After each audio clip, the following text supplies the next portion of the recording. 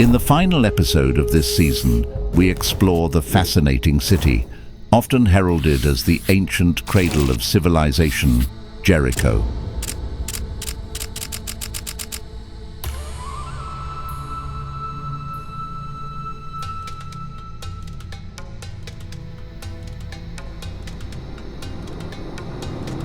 As we explored this ancient area in the first part of our story of ancient city of Jericho, we've seen incredible sights like Nabi Musa, the tomb of Prophet Moses, Hisham's palace, and Umayyad palace with an incredible mosaic, unparalleled by any other Roman Byzantine carpet in the world, and biblical sites where Jesus met Zacchaeus and the Mount of Temptation, where the devil tried to tempt the Prince of Peace.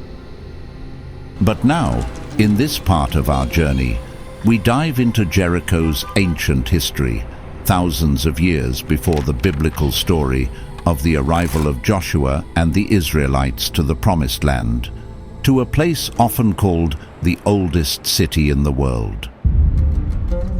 So, how did all of the discoveries in this area begin? The desire to uncover the truth behind the biblical story of Joshua and the Israelites, and their miraculous conquest of ancient Jericho with its collapsed walls, inspired and motivated these explorations. The first excavations were conducted in 1868 under the guidance of British General Charles Warren, one of the earliest European archaeologists to explore the Holy Land. The focus of these excavations was es-Sultan, the hill where the ancient city of Jericho was believed to be located. Warren's team aimed to uncover the biblical walls of Jericho, but failed to provide conclusive evidence and held a negative view of the site's archaeological potential. However, this initial excavation marked the beginning of an era of biblical archaeology.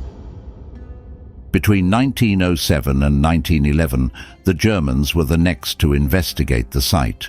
An expedition under Ernst, Sellin and Watzinger uncovered more parts, adding additional discoveries to the burgeoning knowledge of Jericho. They dug a wide slice into the tell, which can still be seen today. They failed to discover the biblical walls, but by using a more scientific approach, they uncovered something much older, an early Bronze Age city dating back around 5,000 years. They knew they had only scratched the surface, but to what extent nobody could have predicted. In the 1930s, British archaeologist John Garstang conducted significant excavations at Jericho.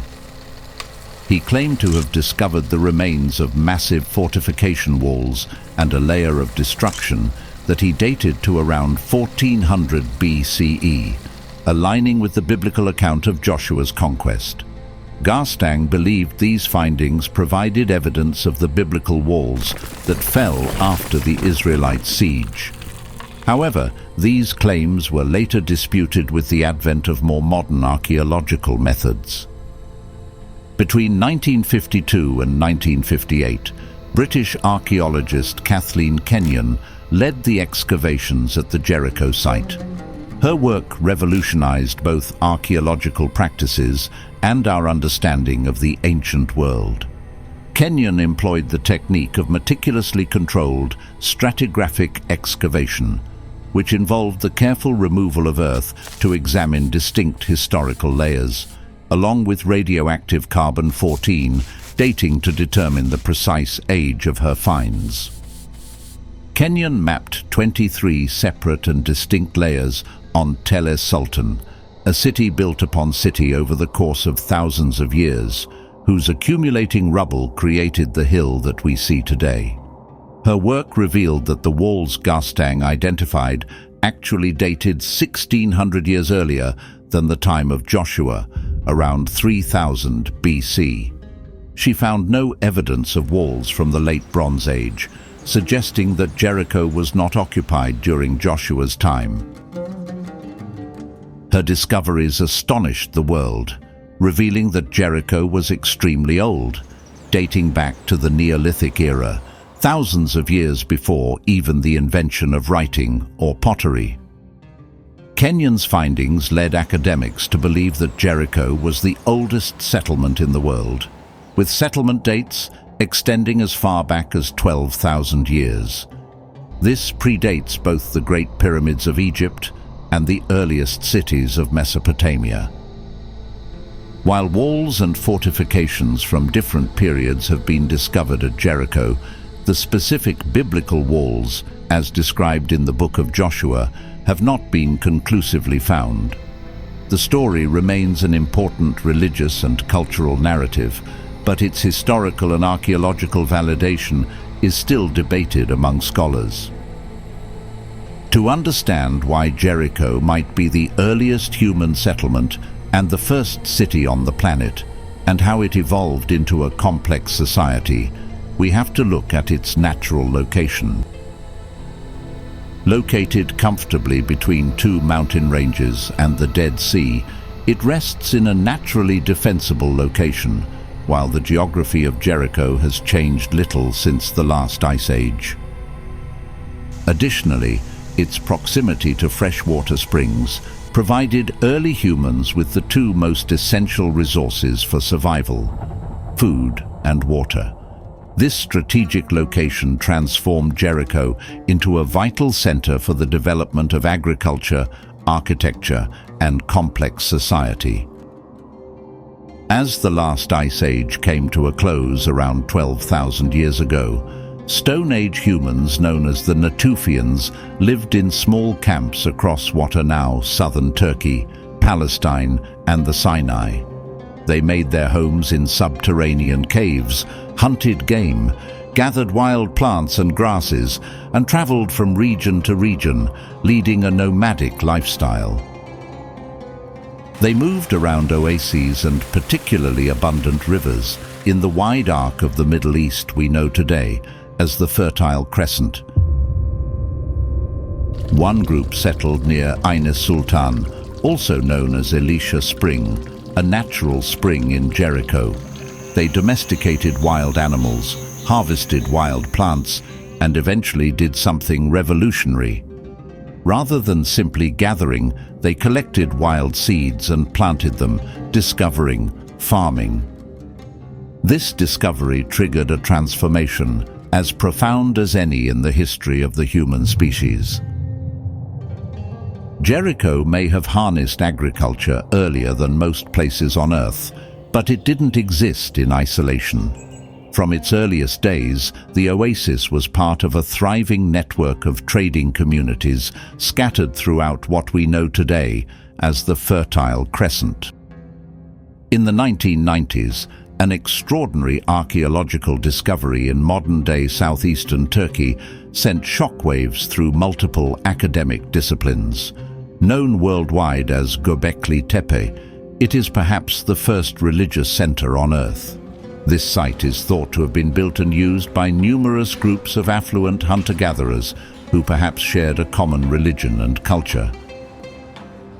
This raises the question of whether religion, rather than agriculture, was the primary force behind the formation of the first cities and the birth of civilization, which may have begun as ceremonial centers like Göbekli Tepe.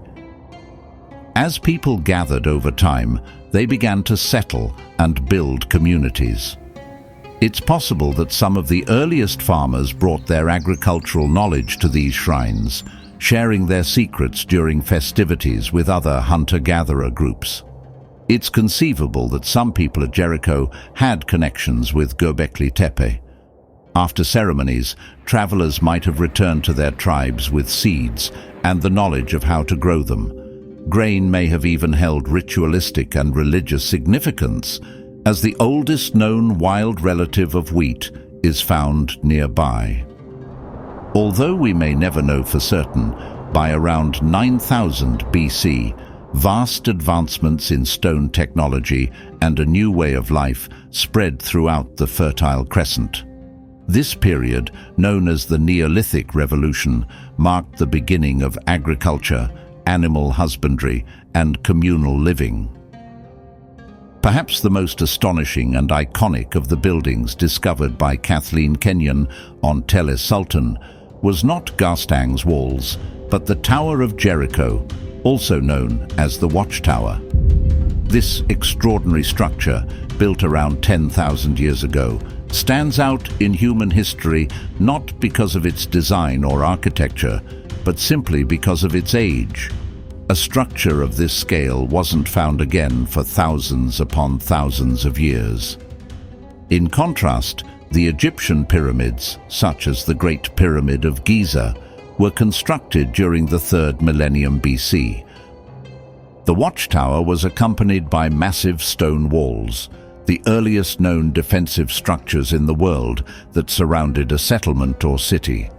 These walls were approximately 3.6 meters high and 1.8 meters thick, encircling the settlement to protect it from invaders and possibly from natural threats like floods. The large watchtower, constructed from undressed stone, measures around 9 meters wide and over 8.5 meters tall. It is estimated to have taken around 30 years of labor to build this remarkable structure, at a time when the vast majority of humans still lived a nomadic life. Researchers have proposed various theories about the purpose of the tower.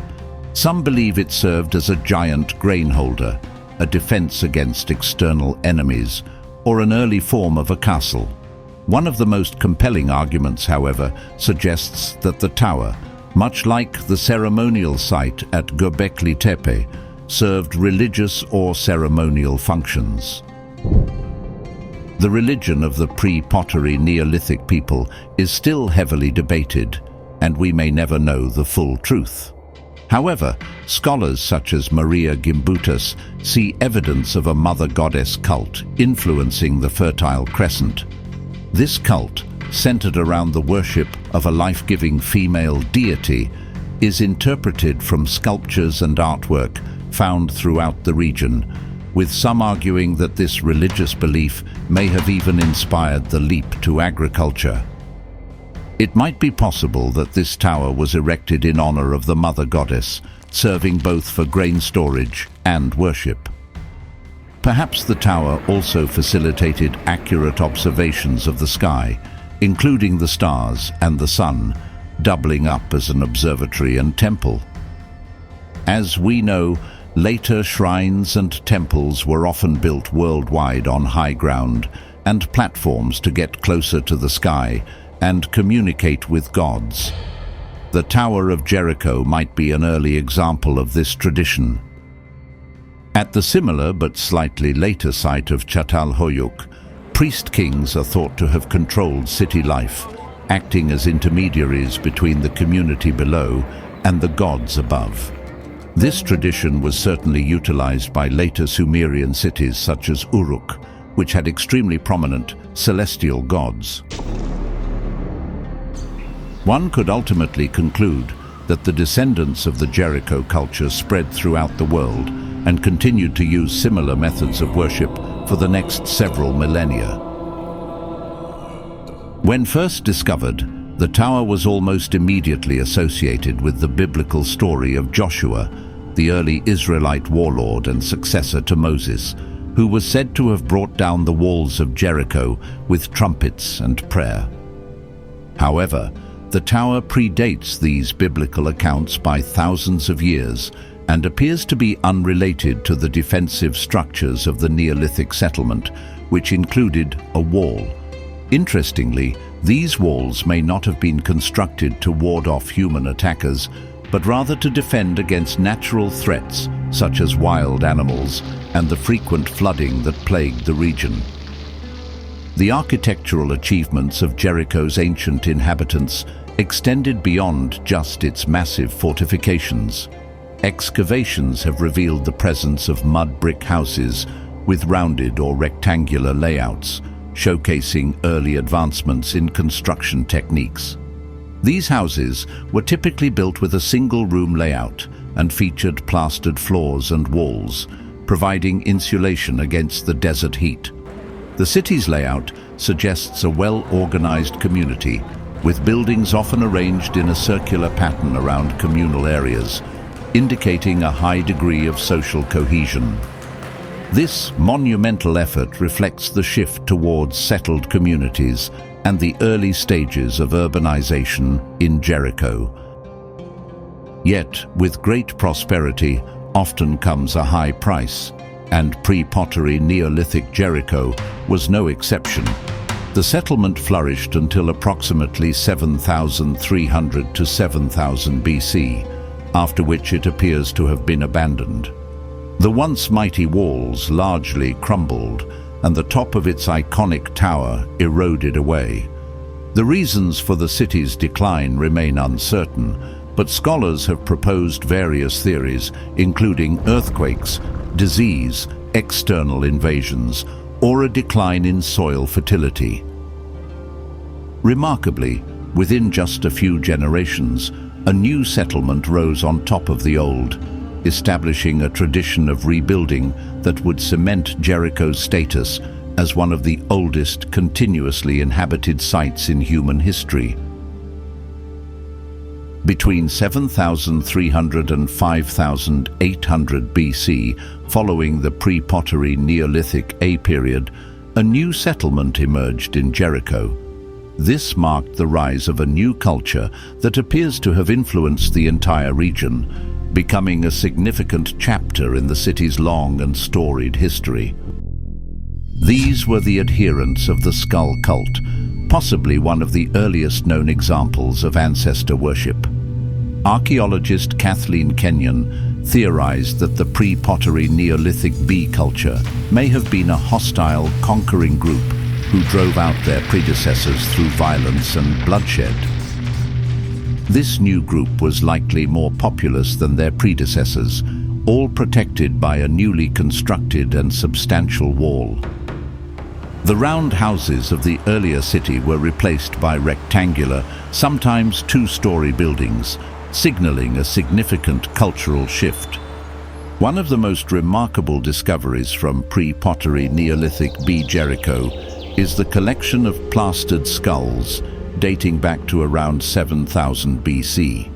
Upon death, the skull was removed from the body, covered with a layer of plaster, and painted to resemble a living face.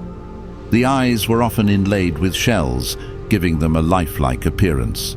The body was then buried beneath the household, while the skull was seemingly displayed above ground. Some scholars interpret these skulls as trophies taken from defeated enemies, likening them to headhunting traditions observed in regions as diverse as Polynesia and Celtic Europe. Others suggest they served as talismans to ward off evil spirits or the ghosts of the deceased. However, the prevailing theory is that they represent an early form of ancestor worship, a practice common in farming communities worldwide, including Neolithic Britain, emphasizing their enduring spiritual presence and influence on the living. The pre-pottery Neolithic B settlement at Jericho was an extraordinarily long-lived society, likely maintaining much the same way of life for thousands of years. Yet, as with all things, nothing lasts forever.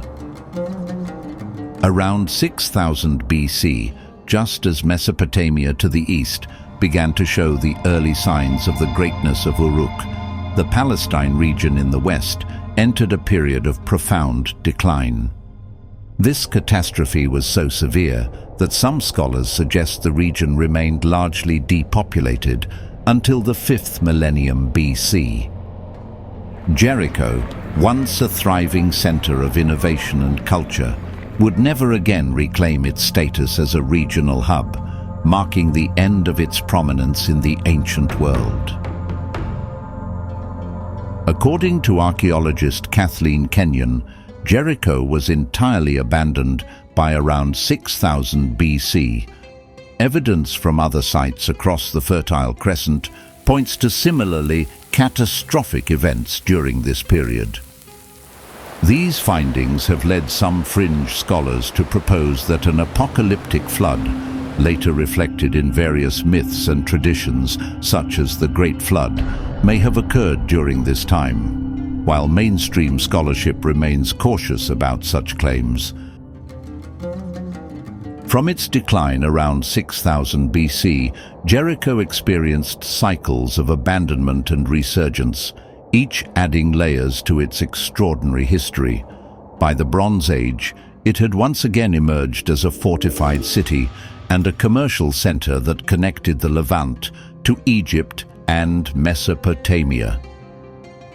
At some point in the 16th century BC, Jericho was destroyed once more, bringing an end to its role as an urban center. However, the wall famously described in the biblical account of Joshua and the Israelites was notably absent when excavated by archaeologist Kathleen Kenyon. Her findings revealed no evidence of a city wall from that period, challenging the historical accuracy of the biblical narrative and suggesting a more modest reality for Jericho during the late Bronze Age. Though diminished, Jericho persisted through subsequent ages, adapting to the rule of various empires, including the Assyrians, Babylonians, Persians, Greeks, and Romans. During the Byzantine period, it became a key Christian pilgrimage site.